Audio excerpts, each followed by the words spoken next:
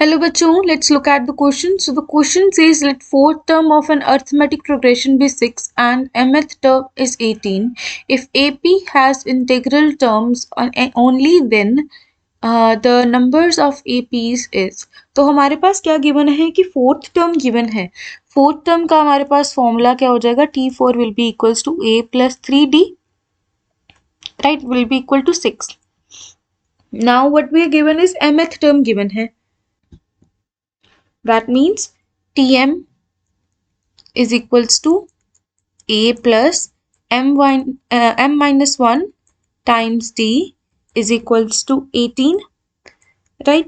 तो अब इन दोनों इक्वेशन में से अब एक, अगर इन दोनों इक्वेशंस को मैं कंबाइन करना चाहूँ, इन द सेंस मैं सब्ट्रैक्ट कर देती इन दोनों इक्वेशंस को, so what will get is subtracting equation 1 and 2, subtracting equation 1 and 2.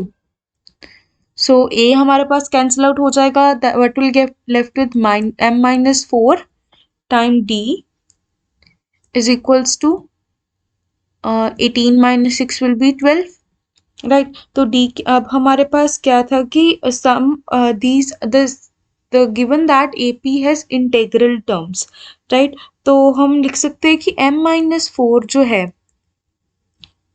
वो अब किसके इक्वल हो सकता है, वो प्लस माइनस 1 के इक्वल हो सकता है, प्लस माइनस 2 के इक्वल हो सकता है, प्लस माइनस 3 के इक्वल हो सकता है, अप टू सो ऑन. अब बिकॉज 14 ये 12 था ना, 12 के हमने सिंपली फैक्टर्स देखने हैं कि कौन कौन से फैक्टर्स आएंगे 12 के, because d times m minus 4 जो है वो 12 के इक्वल आ रहा है. तो 12 d को मल्टीप्लाई m माइनस 4 जो है वो d के साथ मल्टीप्लाई करके 12 आ रहा है. तो m माइनस 4 हमारे पास या तो प्लस माइनस 1 होगा, या तो प्लस माइनस 2 होगा, या तो प्लस माइनस 3 होगा. 12 के और क्या फैक्टर्स आ जाएंगे हमारे पास, 4 आ जाएगा और 6 आ जाएगा, या फिर 12 खुद आ जाएगा, राइट, प्लस माइनस 12 आ जाएगा. सो अब हमें पता है कि जो अब इंटेग्रल टर्म्स हैं तो अब ये ऑब्वियसली इंक्रीजिंग में जा रहा है, राइट? अगर फोर्थ टर्म 6 है तो mth टर्म 18 है तो इंक्रीजिंग है. So that's why obviously m जो है वो 0 से बड़ा है, it is obviously real number, right? So if it is greater than 0 तो हमारे पास m माइनस 4 किस चीज़ के इक्वल हो गया, तो m माइनस 4 प्लस माइनस 1 के इक्वल होगा, बिकॉज ऑब्वियसली माइनस 4 दूसरी ओर जाएगा तो मतलब सॉल्व हो सकता है, पॉजिटिव टर्म आ सकता है. Next is plus minus 2. Similarly minus 4 अगर दूसरी जगह जाएगा तो हमारे पास पॉजिटिव टर्म पॉसिबल है यहाँ पर भी प्लस माइनस 2 के साथ. प्लस माइनस 3 के साथ भी पॉसिबल है because 4 minus 3 will be 1. But अगर हम माइनस 4 लेते हैं, यहाँ पर ये माइनस 4 लेते हैं तो 0 आ जाएगा. तो इस कंडीशन को वो हमारे पास सेटिस्फाई नहीं कर पाएगा. So that's why it will be only 4, right?